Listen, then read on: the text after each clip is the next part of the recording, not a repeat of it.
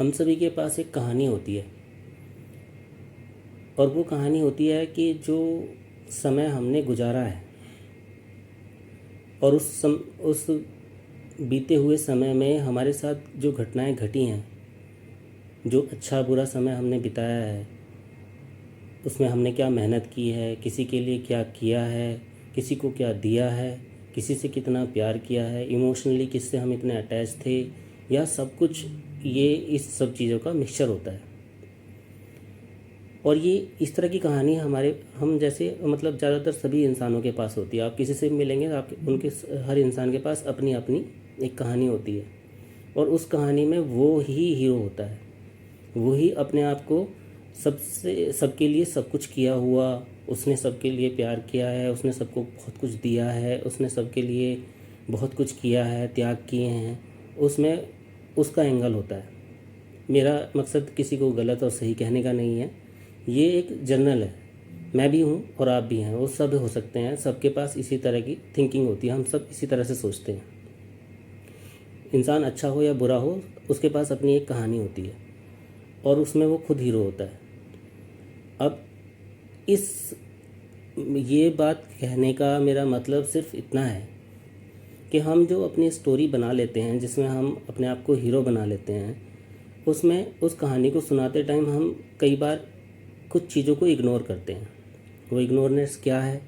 वो ये है कि हमने जब भी जो समय गुजारा था, उस टाइम का जो एनवायरनमेंट था, उस टाइम की ज़रूरतें थीं, उस टाइम जो लोग आपके इर्द गिर्द थे, उन्होंने क्या किया, कैसे किया, उन्होंने आपके लिए क्या किया, ये सब चीज़ें हम इग्नोर करते हैं। हम दूसरे के किसी के उसमें उस कहानी में ये कोई नहीं, हम ज़्यादातर ये नहीं बताते कि हमारे लिए किसी ने क्या किया।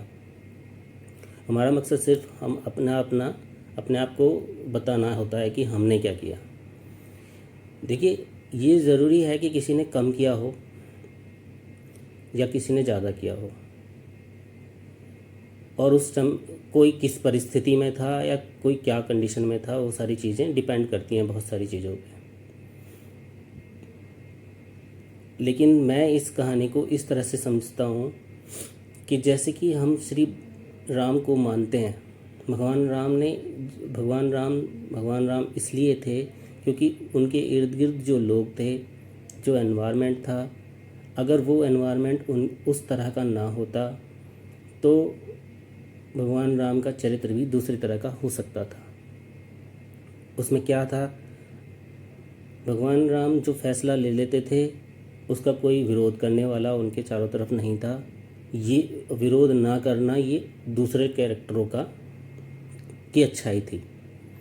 उनके अच्छे बुरे हर फैसले के साथ खड़ा हो जाना, मान लेना, जैसा वो कहें वैसे चल जाना, ये उनकी अच्छाई थी।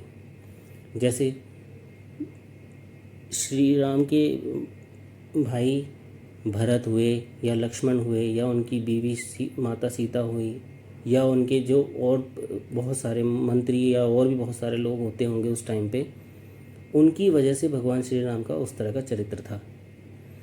नो डाउट कि भगवान राम खुद भी बहुत योग्य और चरित्रवान थे, लेकिन कई बार कितने भी अच्छे लोग हों, कोई कितना भी अच्छा चरित्रवान हो, कितना भी गुणी हो, अगर उसके एनवायरनमेंट में चारों तरफ कुछ लोग गलत आ जाएं, कुछ लोग क्या, मैं तो कहता हूँ अगर एक आदमी भी गलत फंस जाए तो अच्छी नाव को डुबाने में बहुत होता है।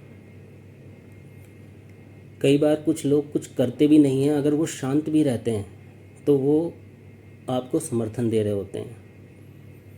कई बार उनकी शांति की वजह से कुछ लोग बैलेंस हो जाते हैं।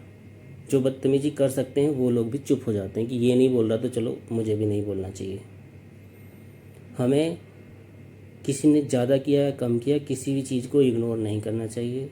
हमें दूसरे ने क्या किया उस चीज़ को भी ज़रूर नोटिस करना चाहिए, उसे बताना चाहिए कि भाई तूने हमारे इस परिवार के लिए या इसके लिए ऐसा किया है, ये हमारी जिम्मेदारी है और बहुत ज़रूरी भी है। हमारी कहानी में हमारा एंगल होता है और सबका एंगल अलग होता है। सब अपनी अपनी जगह बैठ के ही दूसरी चीज़ को देख रहे होते हैं और वो अपनी सोच के हिसाब से उसके बारे में डिसाइड करते हैं कि क्या चीज़ अच्छी है या बुरी है। और हमें सभी के एंगल का सम्मान करना चाहिए मानो ना तो कम से कम सुनना ज़रूर चाहिए। अगर आप सुनने से पहले ही किसी को इग्नोर करना शुरू कर दोगे तो आपको अगला आदमी बताना ही बंद कर देगा। ये सच्चाई है। अगर आप किसी को सुनना ही बंद कर देंगे कि नहीं ये तो गलत ही बोलेगा, या नहीं ये तो अच्छी बात कर ही नहीं सकता, तो क्या होगा कि वो आदमी आपसे फिर अगली बार सलाह लेना या आपको बताना पसंद ही नहीं करेगा। फिर वो चीज़ें कहीं और से लेगा और वो अपनी कहानी किसी और को सुनाएगा, जो कि गलत होगा। आप उसे मौका दीजिए, सुनिए, चाहे वो कितना भी गलत है, सुनिए ज़रूर, और ढूंढने की कोशिश कीजिए कि उसमें पॉजिटिव क्या है, और उसको समझाइए कि तुम्हारी इस बात में ये पॉजिटिविटी है। किसी को 100% गलत और किसी को 100% सही मान लेने वाले लोग पूरी तरह सही कभी नहीं होते, क्योंकि 100% सही कोई नहीं है, ना हो सकता है। 100% सही लोग अपने आप को क्रॉस चेक नहीं करते, जो कि उनके विनाश का कारण आज नहीं तो कल बनता है। धन्यवाद।